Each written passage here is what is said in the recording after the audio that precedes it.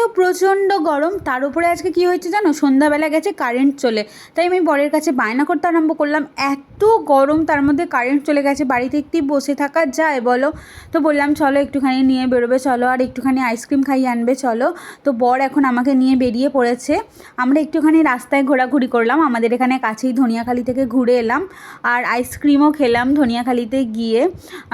এখানে আমি ফিস্ট খেয়েছিলাম আইসক্রিম, আমার খুবই ভালো লাগে চকোবারগুলো খেতে, তো ওটাই খেয়েছিলাম।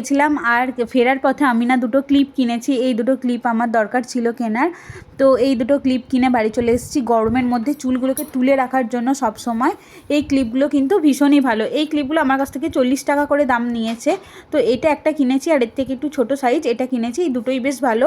এটা হোয়াইটের মধ্যে আর ওটা একটু অফ হোয়াইটের মধ্যে কিনেছি। যদি ভালো লাগে এই ক্লিপগুলো তাহলে আমাকে সাবস্ক্রাইব করে দিও, আর লাইকও করে দিও, আর আমার ভিডিওটা শেয়ারও করে দিও। চলো টাটা।